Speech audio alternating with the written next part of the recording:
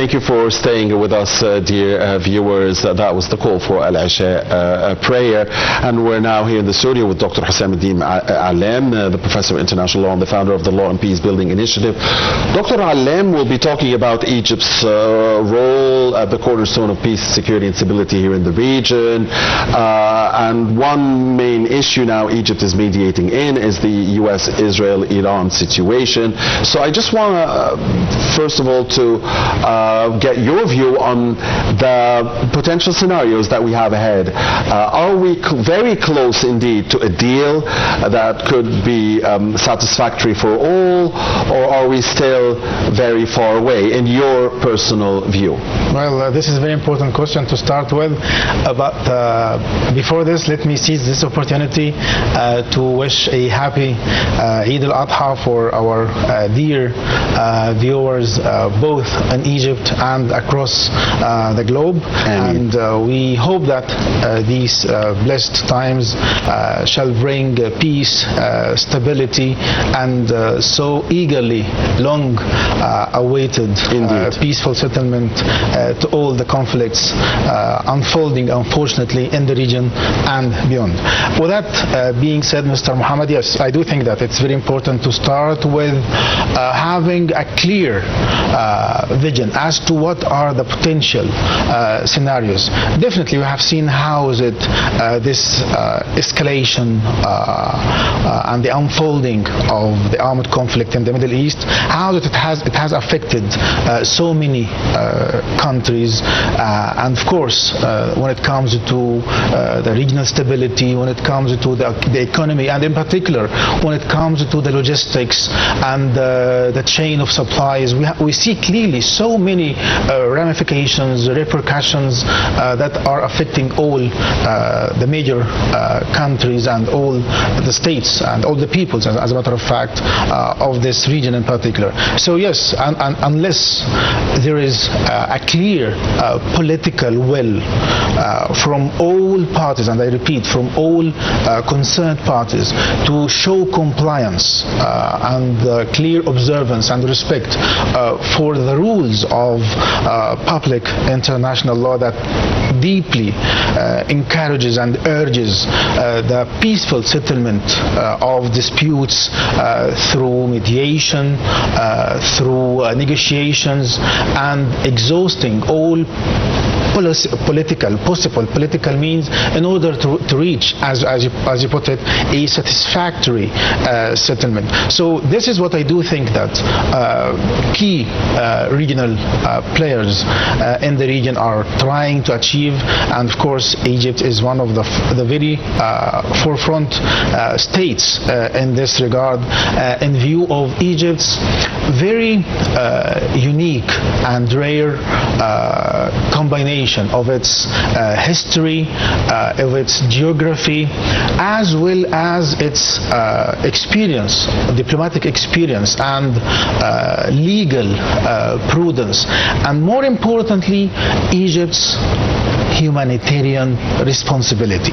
So this is why I do think that the people of the region, as well as all countries, are heavily relying on the efforts of Egypt and its counterparts in the region in order to really reach a meaningful settlement that would really ensure a lasting and a just peace for the current conflict affecting the region.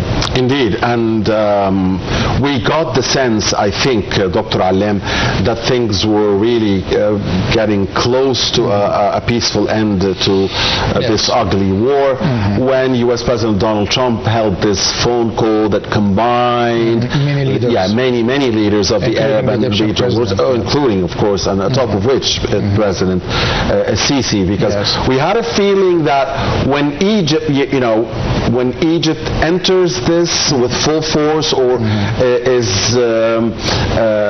then things will be solved? Yes, because and to get a satisfactory deal for all, it has to be satisfactory, of course, for the Arab Gulf countries. And here is this big country, Egypt, that is trusted by everybody. It's the big brother for the Arab Gulf countries, and it's also trusted and worthy of trust by the Iranians, by the Americans, but really by everybody. So we got that sense, but you know, anything could happen in the end still. I mean, the Israel factor could come and ruin everything at the last given second. We do understand that. This is very true, pragmatically speaking, because unfortunately we have an unprecedented reality where you have a very extremist government that holds very extremist beliefs relating to end of times and relating to allegedly divine promises. So this is very problematic. This in international relations and in understanding any political scene, this adds a layer of complexity that you cannot usually deal with in light of the traditional means of analyzing a political situation. So this is why there has to be a responsible stance from the Security Council. There has to be a responsible, wise stance from all parties involved in order to de-escalate the situation, in order to ensure that there will be meaningful negotiations, diplomatic talks that would really put the rules of international law and the obligations of international humanitarian law in their respective practical steps. Other than that, definitely it is very chaotic. And in this regard, it is not the blame here cannot be placed on international law.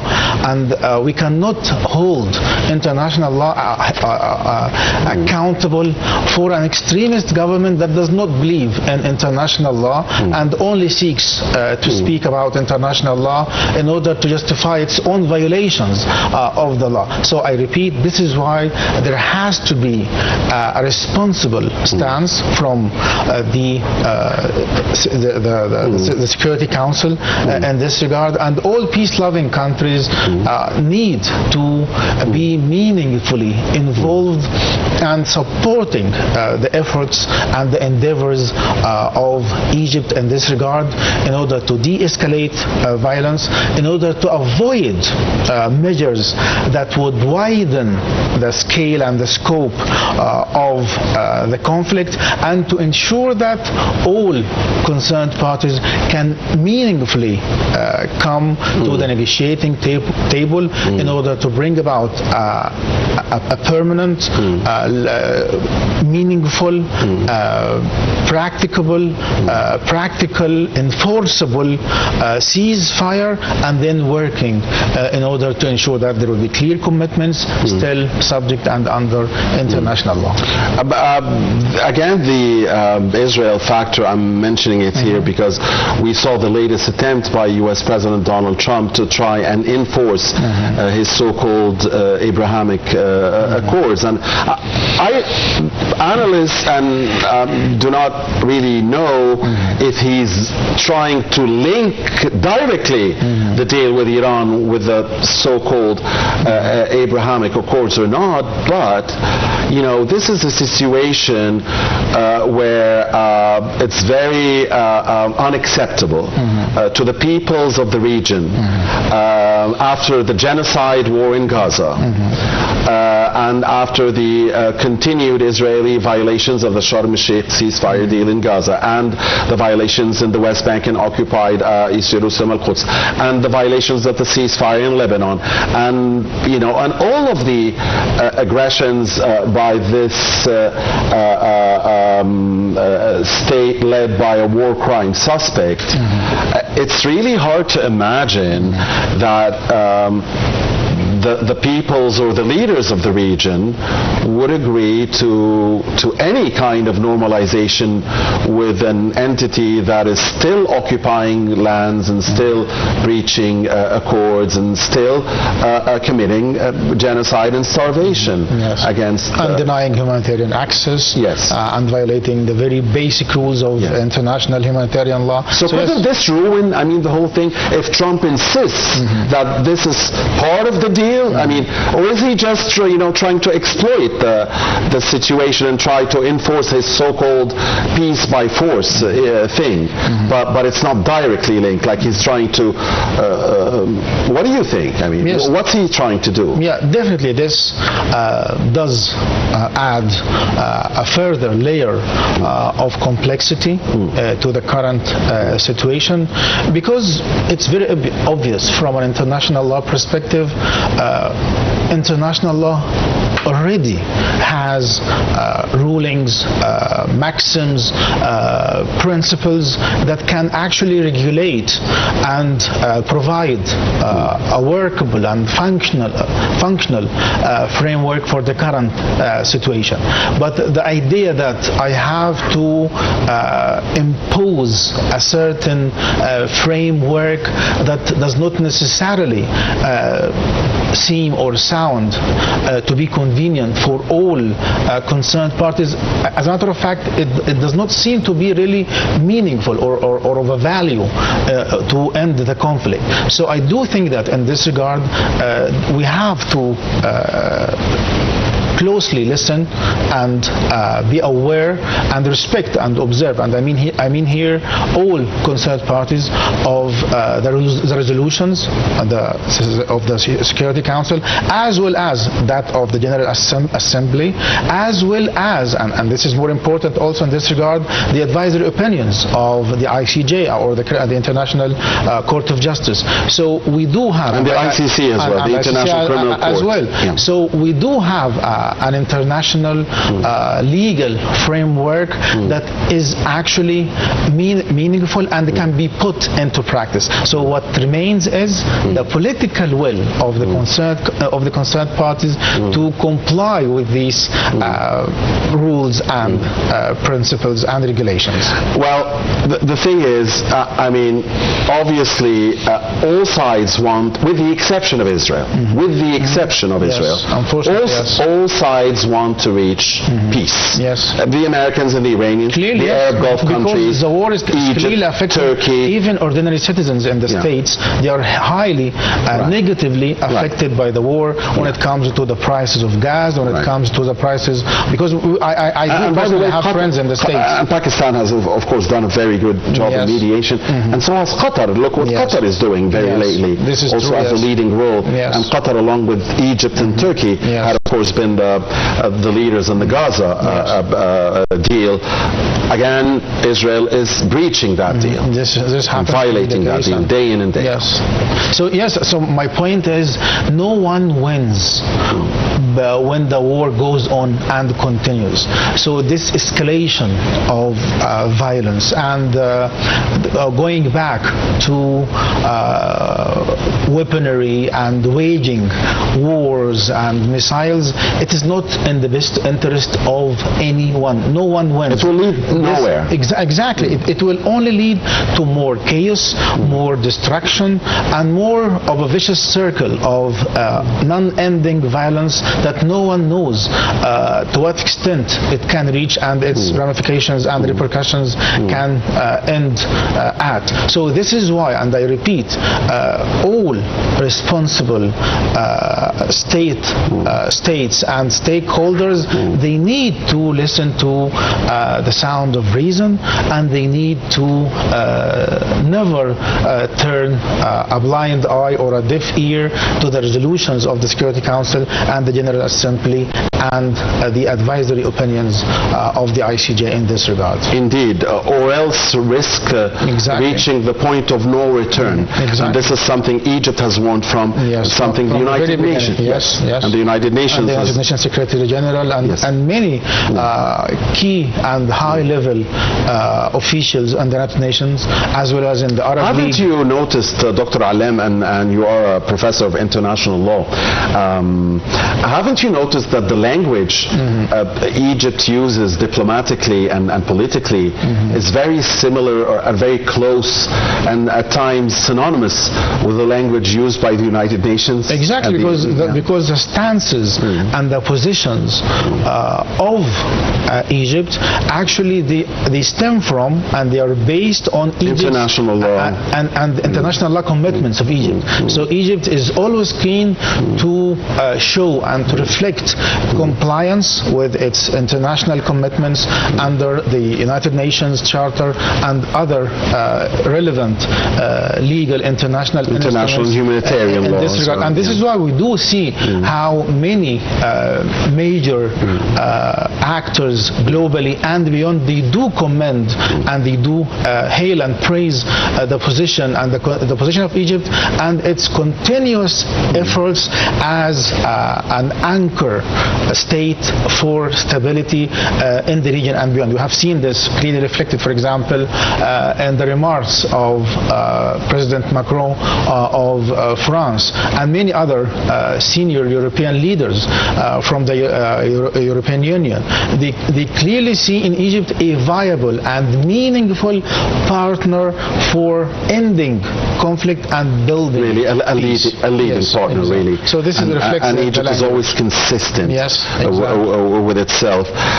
Sir, how do you assess Egypt's role in general in supporting the ceasefire efforts, the humanitarian access efforts, dialogue, political solutions, and regional crises? And we've seen Egypt playing not just in the Gaza story or in the Iran issue, but all across the region. When it comes to the Sudan, when it comes to Libya, and of course any challenges facing the Gulf states, I do really appreciate the language you used when you said, Mr. Muhammad, that Egypt's role stems from seeing its role as the role of a big brother for all the Arab countries. And this is a very... it's the destiny of Egypt. Exactly. I mean, it's Egypt's fate. It's both historic and historical fact. So yes, and I do think that, and I do emphasize the fact that Egypt's role stems from a very rare and unique combination that brings together geography, history, diplomatic experience, legal prudence, and more importantly, and I emphasize and I stress, humanitarian responsibility. So this is why the Egyptian president has been very clear in all the efforts and the endeavors of Egypt and all the international conferences that Egypt has called for and held on its land here in Egypt or beyond. For example, in Davos, the Egyptian president has made it clear that there has to be unshakable resolve in showing commitment and compliance with the rules of international humanitarian law, that there has to be humanitarian access without any restrictions or any stifling of any form, because you are talking about civilians who are non-combatants. So this is why the need to ensure humanitarian access for the people affected by the war in Gaza, this is something that Egypt can never negotiate. Also, we have a very clear point in this regard, and that's Egypt's very clear emphasis when it comes to its rejection of any attempts of using chaos and manipulating proxy agents, military agents, in order to change and to meddle with the map of the Middle East. For Egypt, this is a clear red line, and with its own political and regional weight, Egypt has been very clear and emphatic in this regard. So clearly, Egypt, in spite of all, I would say, the storm that is going through and taking the entire region over, still Egypt has been consistent. Its role stems from its commitment and its respect and observance for the rules of international law and its legal obligations under the UN Charter, under the Charter of the Arab League, and the relevant conventions and international instruments in this regard. You know, we have said this before, but it's good to remind ourselves and remind everybody of it again. I mean, if you imagine this region without Egypt, what would have it looked like? I mean, without this cornerstone of peace, stability, safety, security, that wise voice. I mean, without Egypt, what would this region look like? Without thinking twice and a very prompt response, it would be chaotic. It would be really a very chaotic situation with much more neglect for the rules of public international law and the principles of international humanitarian law. Allow me to say not only chaotic, but maybe it would be a self-destructing region. Yes, and this happens to be very true, and this is why this shows the need for all regional countries and regional powers and beyond to cement, boost, and consolidate the efforts of Egypt in this regard in order to bring about an end to the conflict and to bring about a meaningful peace plan that would ensure functional frameworks in order to ensure that there will be no slip back again to war and violence. Dr. Allam, some viewers might say that international law is often violated, and therefore there is really doubt and suspicion about the importance nowadays of international law, of the United Nations Security Council, of international organizations, and you name it. What would you say to these skeptics? Because and please excuse them for being skeptical, because they are seeing, let's say, a rock state in the middle of the Middle East, in the heart of the Middle East. That rock state has never been held accountable. Yes. Well, this is definitely a very important question to address, and in my capacity as someone who teaches law at law schools, I do get this question a lot, and even on social media platforms. And this is why, let me be very clear and be very straightforward in this regard. Yes, we do see and we do witness several human atrocities, tragedies, and violations. Yet, this does not mean that international law and international humanitarian law and their rules have become useless. Rather, this is, as a matter of fact, per se, is a testimony that the international law still remains the criterions through which the acts of states are being judged and evaluated. Furthermore, there is a very important thing here, and it's very logical. We do see, when it comes, for example, to the realm of criminal law, we do see that many crimes, felonies, and contraventions occur. So the fact that such crimes still occur, this does not negate the importance and the significance of criminal law. So the same Understood. logic applies also to public international law. One further very important point here, and that's a very logical rule here, and it's about being very sensible and making sense. In Arabic, there is this very well-known maxim which says الخطأ في التطبيق لا يعني بالضرورة فساد النظرية. That's the erroneous implementation of a rule does not necessarily mean the unnecessity or the corruption of the rule itself. So this is a very important rule that I share with my students. Come to think of it, Dr. Allam, Israel has been held accountable morally. Yes, they have been morally held accountable by some 8 billion people. Yes. So this is very important, and this shows the nexus or the relationship between compliance with the international law obligations and commitments and the image of a state.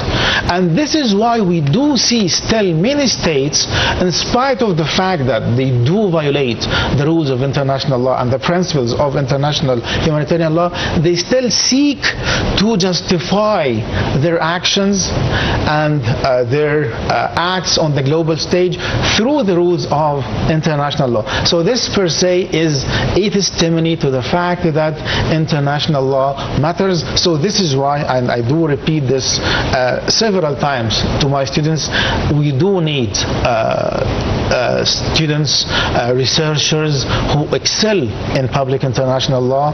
We do need judges, counselors, legal practitioners and lawyers who excel in public international law and who know how to document violations and how to argue for them in international arenas and on the global stage. So the fact that, and to put it very briefly and to the point, the fact that there are these violations, it is not about something wrong with the international law itself. Rather, this shows a gap between international law and putting it into action, its compliance, i.e. complying with it and respecting it, and the political will of the concerned parties to put it into practice. All right, on that note, we must end it. Unfortunately, time flew very quickly.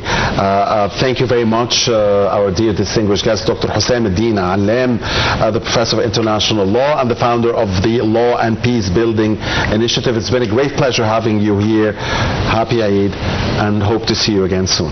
Thank you so much for having me, Mr. Muhammad, and happy Eid to all our dear viewers across the globe. Thank you so much for having me. Thank you, Dr. Allam, and thank you, ladies and gentlemen, for watching us. Happy Eid. Please stay with Nile TV.